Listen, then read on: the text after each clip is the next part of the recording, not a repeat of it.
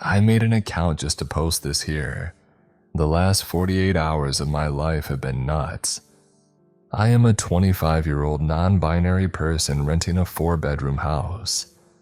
One of my roommates is my boyfriend and the other is my best friend of 10 years. We will call her Tracy. We've been looking for a new roommate, and because of the way this situation turned out, we have determined that I am no longer allowed to be in charge of looking for roommates because I am not judgmental enough and I am known to ignore red flags. I will start from the beginning, which is the house showing. So, our new prospective roommate showed up for the house showing and introduced himself.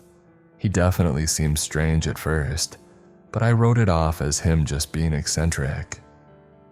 The main red flag was that at some point he randomly said something to the effect of, "And I will not bring meth into your house because I am not on meth, I hate drugs, and I see them as a scourge on this entire country." I did not ask, so I was immediately weirded out, but my boyfriend and the roommate who was moving out also met the guy, and they both thought that, apart from that, he seemed normal. He didn't look like a stereotypical meth head. His skin was clear and he was kind of chubby. We thought that maybe he thought I was a meth head because I look a little bit scary. I have green hair, a 1G septum, and 6 facial piercings. In addition, my roommate who was moving out turned out to be hiding a cat, which made the house stink like cat piss, which I have been told is what meth smells like. Also, the town this guy was coming from is known for meth and crack, and he seemed to be explicitly trying to get away from that town. So I thought that maybe he was afraid of ending up in a situation where he was living with drug addicts and was trying to suss us out that way. Giving him the benefit of the doubt was my first mistake. Me and Tracy were both wigged out about the entire thing, but we were kind of desperate for a roommate, and all the other people responding to my listing either were not great fits or were even sketchier than this guy. So we let him move in. Skip to the move-in date. He brings an old man to help move his stuff. He then proceeds to make the old man move all of his things by himself up the stairs while he sits there, including a refrigerator, by himself. New guy signs the lease. Immediately after signing the lease, he informs us that he did not introduce himself using his real name and proceeds to tell us his real name. This man was not transgender, so the only reason I can think of as for why he initially gave us a fake name is probably so he could avoid having us run a background check. After this, I had to go to work. Throughout my shift, Tracy sends me a message that the guy is weird, but her responses are vague and I didn't find out what happened until I got home. Here is what she told me. The new guy goes to the bar after signing the lease and comes back after being kicked out before 9 p.m.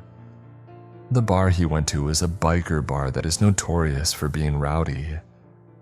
It's hard to get kicked out there, and you pretty much have to do something heinous or you have to have been creeping on the women there in order to get kicked. When he comes back, he's drunk off his ass and says, "The men there must have been intimidated by me." Sounds to me like he was creeping then. Before this, I had told the new guy that our landlord is coming up the next day to fix some things in the house. When the new guy came home, Tracy reminded him that our landlord was coming the next day. He became extremely angry to the point that he was flailing his arms and she thought he was going to start breaking things.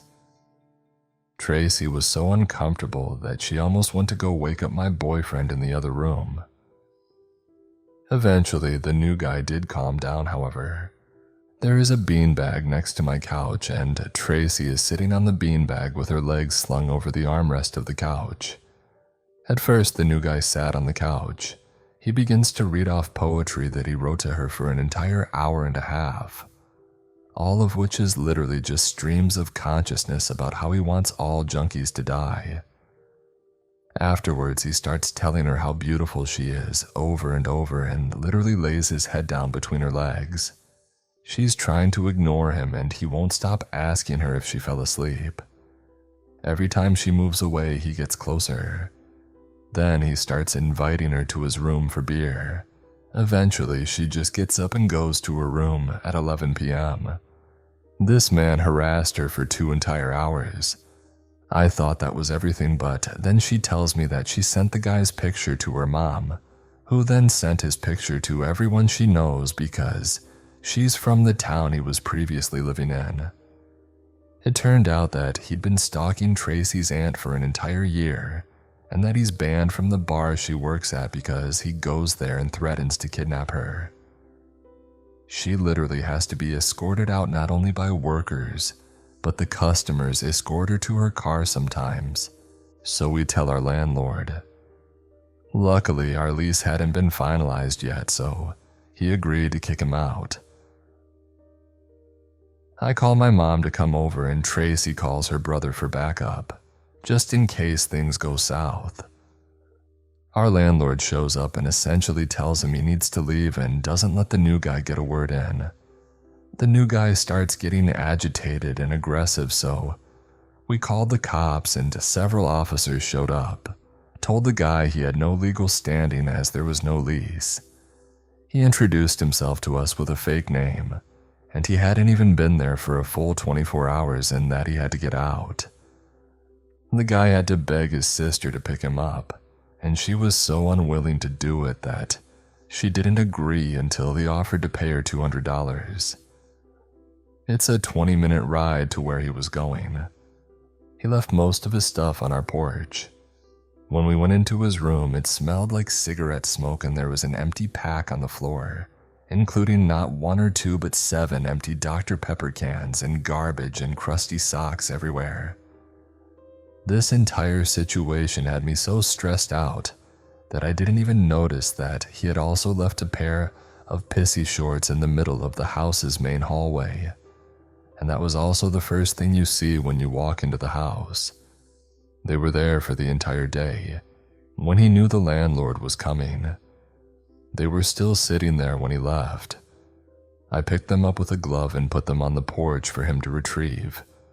But who knows if or when he will retrieve his things because he came back earlier, touched his things like he was going to take them, and then just immediately left. All I have to say is that I am so relieved that we caught this before the lease was finalized, because this easily could have turned into a situation where me and Tracy were being assaulted or worse. Thank you for listening to my story.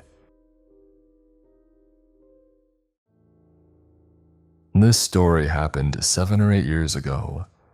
I was a single mom living on an island in southeast Alaska. There are only 26 miles of road on the island, so it's a small place. It was a Friday night. My kid and I were scheduled to fly out of town for a long weekend in Seattle, so I worked all day, picked up the kid, and headed to the airport. Our flight to Seattle was canceled, so we rescheduled for the first flight in the morning and headed home at about 8:30 p.m. As a side note, I wasn't a fan of cell phones and did not yet have one. After this incident, I got a cell phone. We lived about 14 miles north of town. I was tired and frustrated about our canceled flight, so was probably driving a little faster than normal. About 3 miles from home, I came up behind a dark-colored pickup truck. The truck was going slower than I was, so I slowed down but still got a little close to the truck's bumper. I tried to pass the truck but realized I was in a no-passing zone. The driver evidently felt I was tailgating too closely because they slowed down and pulled over to the side of the road.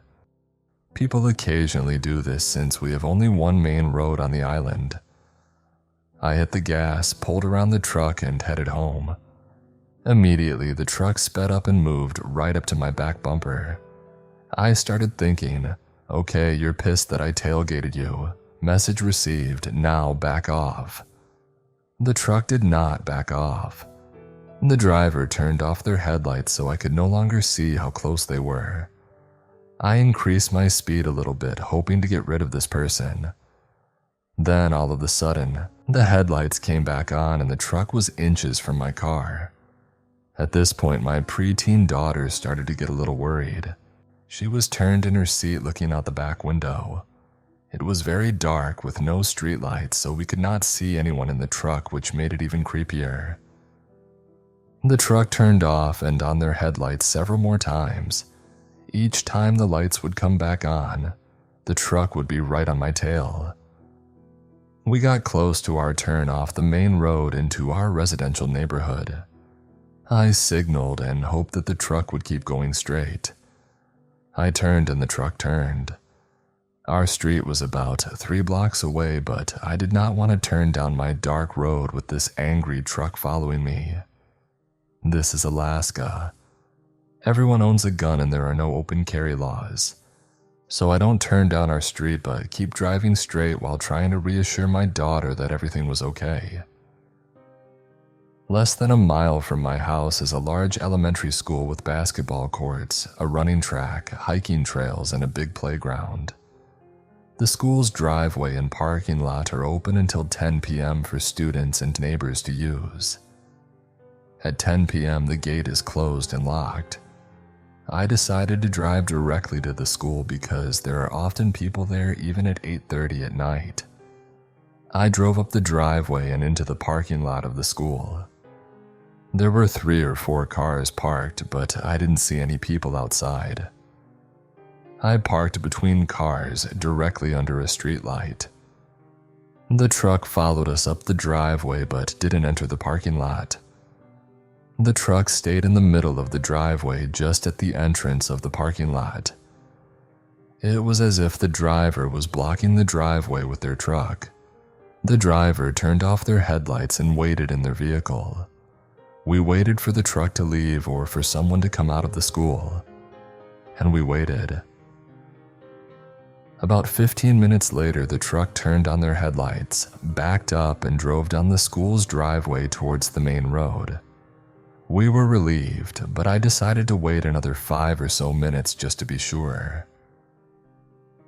We were tired and hadn't even eaten dinner yet, so eventually I started the car and decided to leave the school parking lot. It was only a few blocks to home. As we got to the end of the school's driveway, I turned right towards home.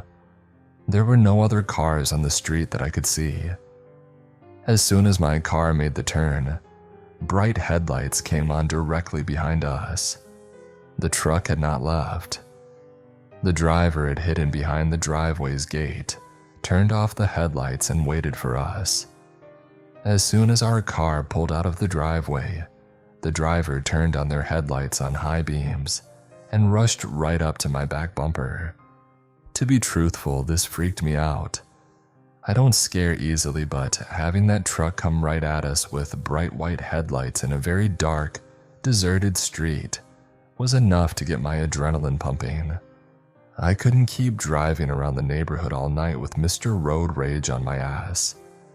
This is rural Alaska, so there aren't many well-lit places with people hanging around. The only convenience store on that end of the island had already closed. Then I remembered that wonderful piece of advice about driving to a fire or police station if you are being followed. The Alaska State Troopers have their headquarters along the main road back towards town, so I headed there. The troopers have cameras that cover their entire property, so I knew if we could make it to their parking lot, I could honk and be seen by the dispatcher and any officers inside the building. I knew 2 dispatchers who worked there. The truck followed us all the way to the troopers' headquarters, about 7 or 8 miles. When the driver saw me pull into the troopers' parking lot, he or she turned around and drove back the way we had come. I went inside the troopers' station and reported what happened. We didn't get a license plate, but I wanted law enforcement to know there was a crazy truck terrorizing people. I think that if I had gone directly home, the driver would have followed me. Think about it. The driver took more than 30 minutes out of their Friday night to follow us and wait around. He or she must have been really pissed off. Who knows if things would have escalated to violence, but I'm very thankful that we didn't take any chances that night. We did catch the flight to Seattle the next morning and had a very relaxing long weekend.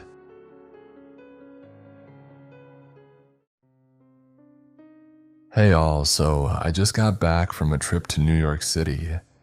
I go there multiple times a year, as I have family and a handful of close friends that live there. Been meaning to post this since it happened a couple nights ago, but I wanted to make sure I had the time to sit down and regather all the details correctly. I'm sure we've all heard crazy subway stories at one point or another, but I never thought I would end up in one this terrifying. So I was heading back to my hotel from a friend's house at about 3 a.m. the other night. My friend lives deep in Brooklyn and my hotel was in Manhattan, so if you know the city, you know that's about a 30 to 45 minute long train ride, give or take. My train finally arrived and I was happy to be headed home. I was exhausted and it was late. My trip had been going unexpectedly well up until this point, so I had faith I'd be able to get home with no worries, especially since the trains and streets were basically empty at this hour. The train was brand new and had just been cleaned, something I've never seen before. Hell, it even smelled like a new car and still had fresh mop water on the floor. There was only about 3 other people on my train, all minding their own business. So far, so good. About 2 stops into the train ride, a man that looked like he was in his late 20s stumbled into our train car mid-ride through the connecting doors of the cars. He had on a Nike ski mask, which usually isn't a good sign on a nice 70-degree night in general context, but I'm not one to judge by appearance. Plus, I know it's sort of a trend nowadays, so I didn't think too much of it at first. He sort of hobbled in and he was clutching his stomach, almost as if he was concealing something or hiding a wound. His eyes were bloodshot red and at first, I thought it was because he was high or something. He immediately hobbled into the nearest corner and sort of sulked into the corner facing it until the next stop. He then ran out the closest door and erupted into the most painful crying I've ever heard. He was just screaming, moaning, and crying, all while stumble running alongside the stopped train on the platform, still clutching his stomach, screaming things like "why" and gasping through his tears. Keep in mind I'm sitting in the middle of the train facing away from the side he got off, so I'm kind of breaking my neck to see as he's running behind me to watch what's going on. He then ran back inside the same car through the door on the opposite side of the car now. He was on my right before, now he's on my left. There is no one in between me and him now since everyone else was closer to the right side. He did the sulking while facing into the corner thing on the other side of the car now, but this time he kept a scream crying and yelling things again, but he was crying so hysterically that it was hard to make out a lot of what he was saying. From the certain words I gathered though, I'm almost positive that a very close friend of his had just gotten killed or something. It's the only thing that would explain the way he was acting and the things he was saying. Plus, he was suited up like he had just came back from a street mission gone bad or something.